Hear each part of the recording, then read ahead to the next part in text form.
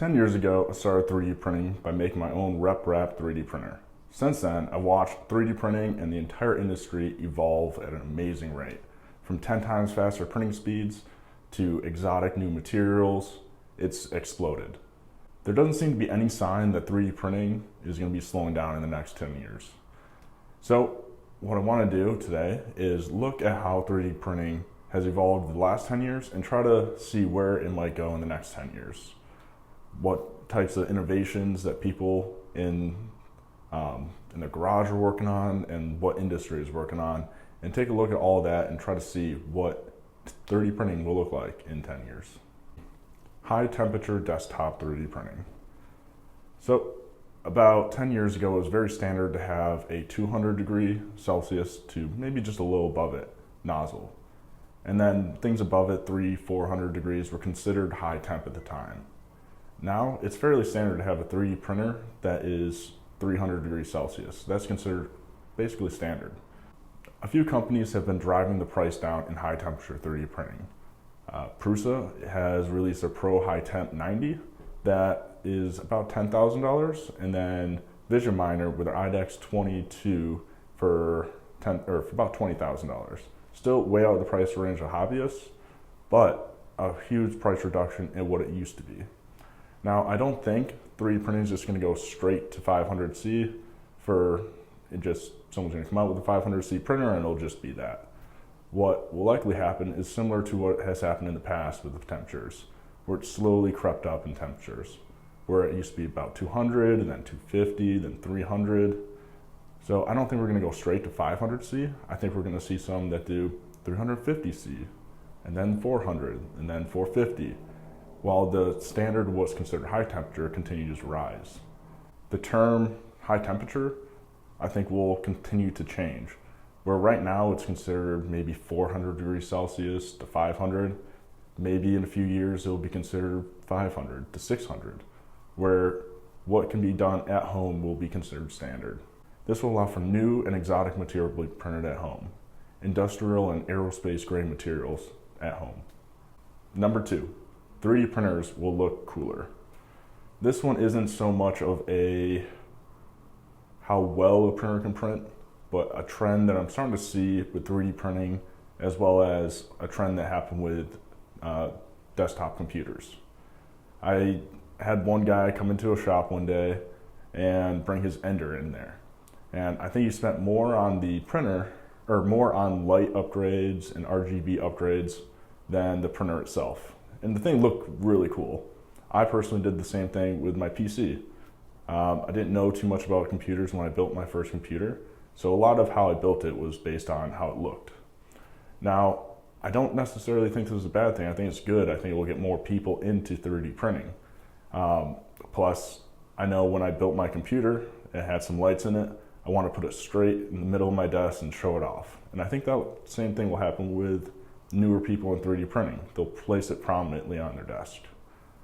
And there is some people doing certain things with the lights that actually provide help. So there is, one, if it's dark in the room, you can illuminate it, and that's helpful. 2, you can do progress bars. I think it'll make 3D printers look more inviting. It'll make them look cooler, make people be less intimidated to get into the area of 3D printing, inevitably driving the industry forward. FDM will become the standard. Now, it's already pretty much the most common desktop 3D printer. There's still some versions like SLA out there, but I think it will continue to become more prominent. Right now, when people are trying to get into 3D printing, there's a ton of questions on what type of printer they should get. Some people recommend SLA, some people FDM, as well as as well as dozens of other 3D printing techniques that are typically reserved for industry. Although tons of innovation is happening on all different types of printers, FDM, I think, is the most user-friendly, and it seems to be taken off in that sense too. Multi-material is one method that can really only be done with FDM versus an SLA printer. A quick scroll through Reddit will kind of show you that it is already becoming the kind of standard. Although SLA still has its place with figurines, I think having one type of printing will allow for file sharing to be easier. A few years ago, there was a split in the industry between 3.0 filament and 1.75. If you were to buy one online, there was a 3.0 version and there was a 1.75 version. Typically only one would work on your printer. And people went back and forth for a while about which one was better, and then eventually 1.75 won out. Although having this variation in types of filament, the thickness of the filament has some niche benefits with how you can have infill inside the filament. However, standardizing it lets manufacturers focus on more variations in filament over the same type of filament, but in two different versions. I think standardizing it slowly helped drive newer materials because there was more avenues to experiment because they didn't have to make both versions of the same filament. Similarly, I think this will, as FDM continues to be the form of 3D printing, it will help drive more variations within FDM. Having a standard 3D printing method will allow for more reliability and compatibility with file types across machines. 5-axis printheads. This one already exists in a little sense in that some industry uses it, as well as some hobbyists have been able to modify their own machines to make it 5-axis or even 4. This is a difficult step because it adds a lot of complexity and is very hard to implement both hardware-wise as well as software. Some people have made different prototype versions that work for specific use cases, but generalizing the software to work for all objects is quite difficult. Right now, 3-axis printing is the standard. It's very fast and very reliable, and it's relatively simple compared to a 5-axis printhead. However, 5 axes gives you more capability. It allows you to print without supports in a lot of cases. It can allow for some stronger prints because you can print in a way to where you don't have lines every single layer. You can kind of make it so that it goes down a little bit and back up so you don't have one clear separation location. It also allows for better print surfaces.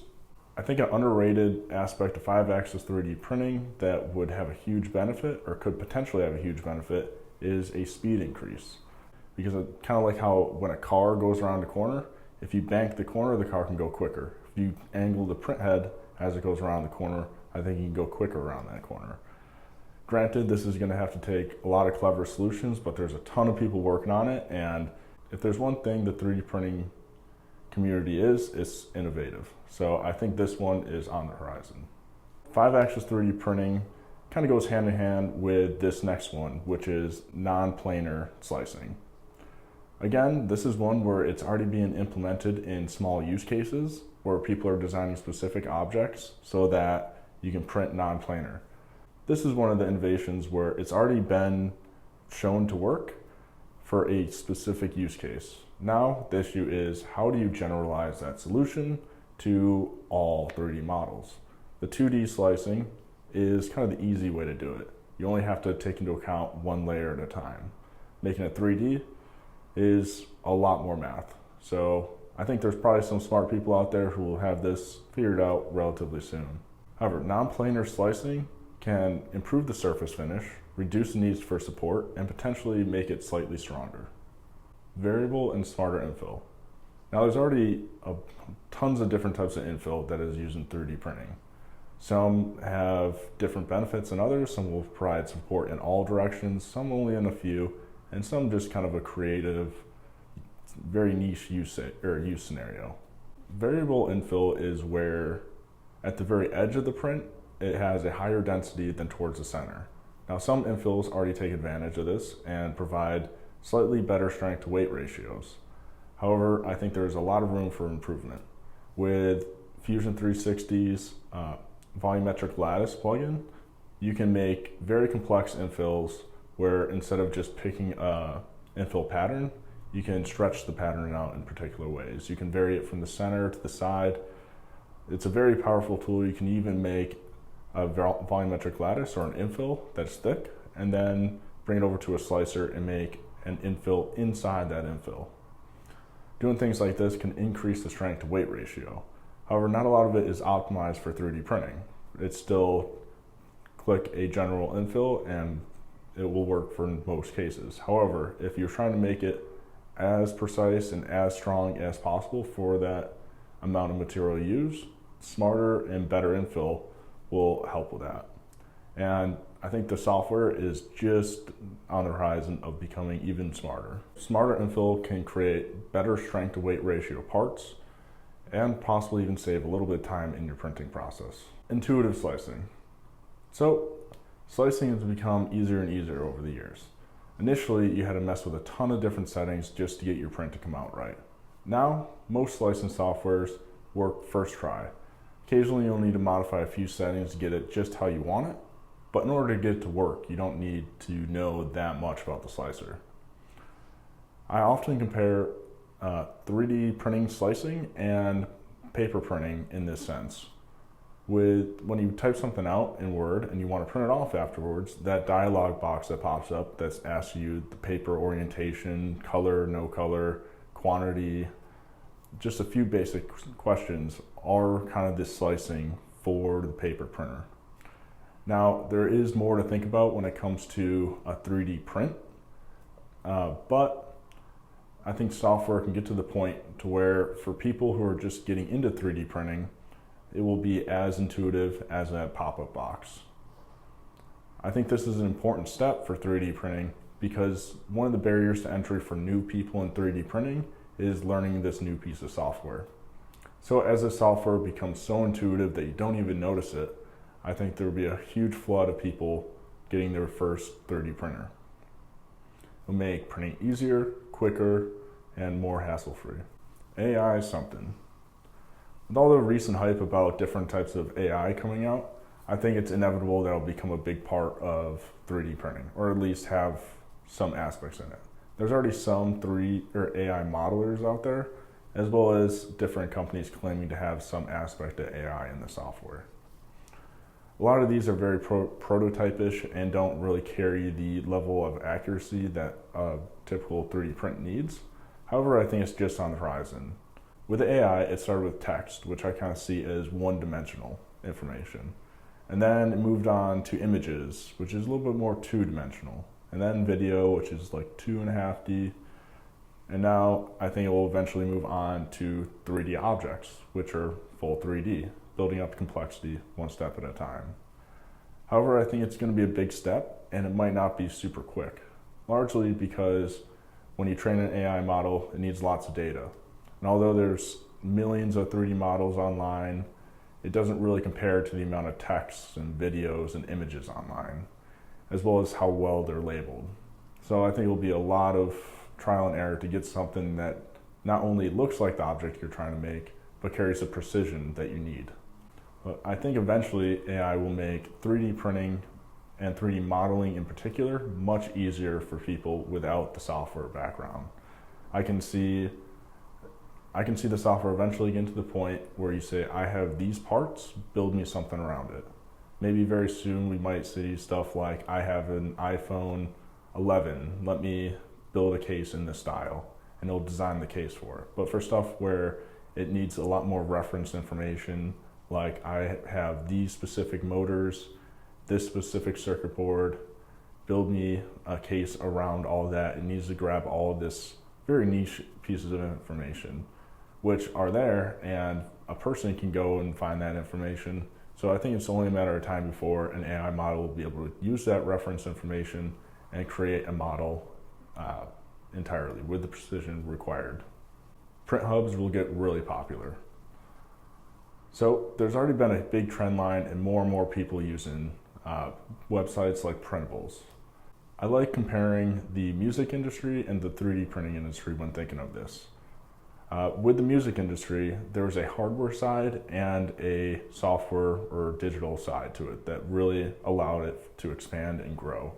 As iPod and other music listening devices started to grow, so too did the hubs for music, such as iTunes, Spotify, Pandora. Those all needed a hardware device for them to grow. So that entire industry had this kind of back and forth, make the hardware a little bit better, then the hubs got better. The hardware got better and the hubs got better. Similarly, I think that is happening with the 3D printing industry. where the hardware gets a little bit better and then the software. Hardware and then the hubs, hardware hubs, and both of them grow kind of hand in hand. With print hubs becoming more and more user-friendly, with the files that are going up there as being more print profiles as opposed to STLs, it's becoming easier for people to simply download the file and print. Things like contests and paid for models allows for very skilled designers to show off their work and share what they can do with a 3D printer. Once we get to the point to where your printer is able to save more money than it costs, I think 3D printing will explode and be in every single household. Currently, I don't think we're quite there. It's a lot of niche items that people are making. But as soon as you can justifiably say, I am saving this much money every time I print this object as opposed to buying it from the store, then it makes financial sense to actually buy the printer. And I think the print hubs are leading the charge for that. They're the culmination of more and more high quality models. You find a lot of stuff that you would have to buy online, you can find in that print shop. So strong print hubs will give people lots of options of what to print and will eventually lead to saving lots of money. Better 3D models. This might be a little bit of a given that over time we're going to get better and better 3D models.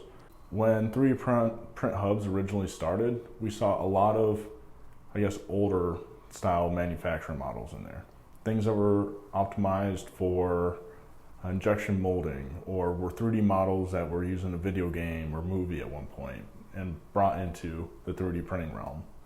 There wasn't a ton of optimized prints for 3D printing.